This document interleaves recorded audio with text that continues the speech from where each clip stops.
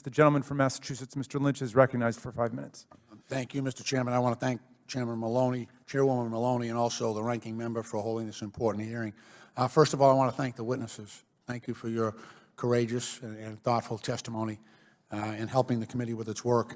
I do want to repudiate this notion that's been floated here today that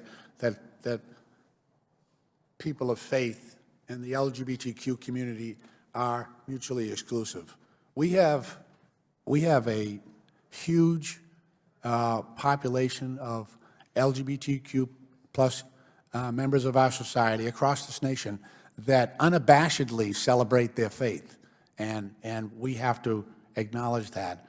I also hold the deeply held belief that the object of our society and of our government should be to create a nation where every child born into this society should be valued and protected and supported and loved, whether that child is LGBTQ plus or straight, and that should be a national goal toward a more perfect union.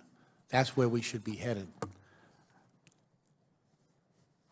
On January 16th, President Trump announced that 9 federal agencies would be proposing new rules that heighten the risk that faith-based service providers might impose proscriptive religious practices on those seeking taxpayer-funded services. So those include Department of Justice, Homeland Security, HHS, Energy, Labor, Agriculture, USAID, and the VA.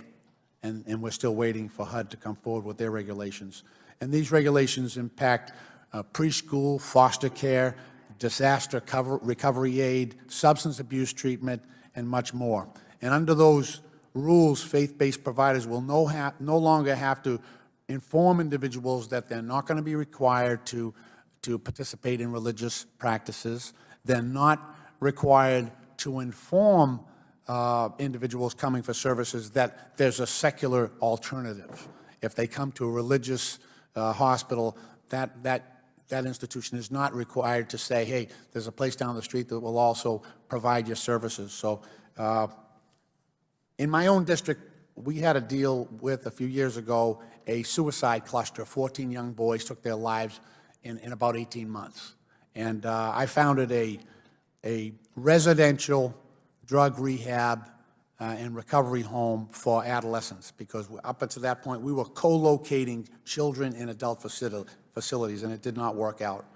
But Reverend Sloan, from your testimony, you're dealing with the same demographic, right?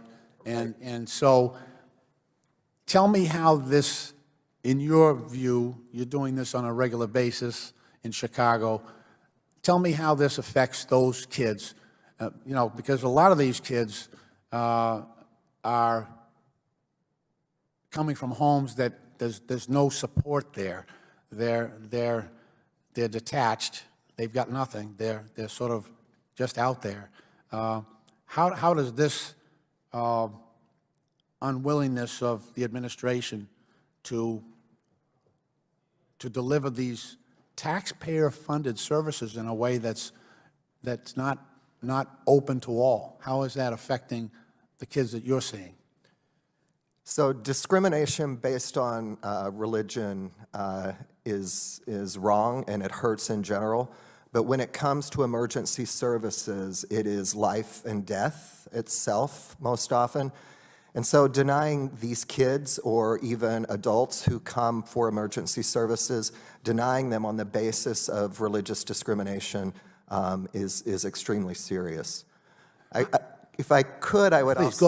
go ahead. I would also like to just kind of, you mentioned that, you know, the idea of being LGBTQ and of being religious are not mutually exclusive, despite that perception. And I just wanted to say really where that perception comes from.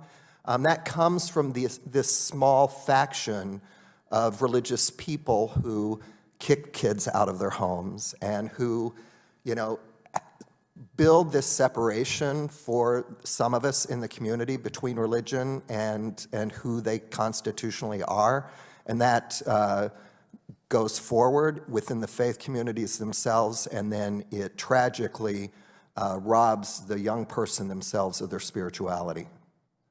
Thankfully, not every place in America is like that. In my own lifetime, I've seen wonderful progress, and I think we need to recognize that and keep pushing for, as we say, a more perfect union. Thank you, Mr. Chairman, Lynch. I yield back. The gentleman's time is expired.